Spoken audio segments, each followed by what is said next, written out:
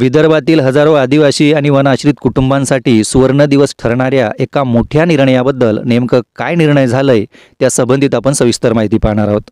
नमस्कार भावांनो, मी Subhash Tekam study circle YouTube चॅनलमध्ये आपल्या सर्वांचं अगदी मनापासून स्वागत करतो। महाराष्ट्र सरकारने 13 नोव्हेंबर 2025 रोजी नवीन जी आर जारी केला।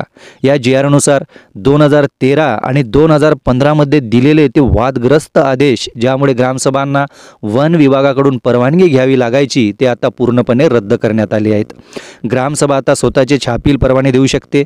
वन विभागाचा ग्रामसभांवरचा अधिकार राज या जी आरमुळे आता संपुष्टात आला आहे।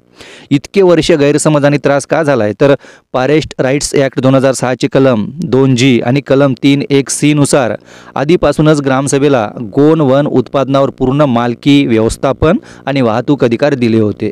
पण 2013 आणि 2015 च्या जी आरचा आधार घेत वन विभाग ग्रामसभांना स्वतःच्या छापील परवान्यांचा वापर करू देत नव्हते।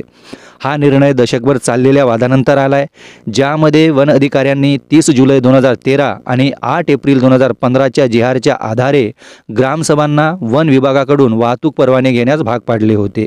जरी वनहक्क कायदा 2006 चे कलम 2G आणि कलम 3(1)(c) अंतर्गत ग्रामसभांना हा अधिकार स्पष्टपणे दिलेला होता, अनेक ग्रामसभांना त्यांच्या स्वतःच्या कायदेशीररित्या वैध परवानग्या वापरल्याबद्दल दंडात्मक कारवाईचा सुद्धा सामना करावा लागला आणि असे अनेक खटले आज सुद्धा न्यायालयात प्रलंबित आहेत।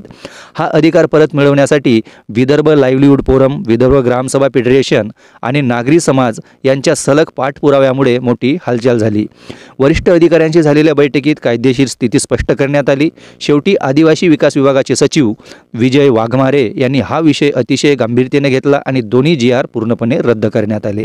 आता या नवीन जी आरनुसार वनहक्क कायदा लागू ग्रामसभा स्वतःचे छापील वाहतूक परवाने जारी करू शकतात, संकलन, साठवणूक आणि विक्रीवर पूर्ण नियंत्रण ठेवू शकतात, कोणत्याही वन अधिकाऱ्याच्या परवानगीशिवाय व्यापार करू शकतात।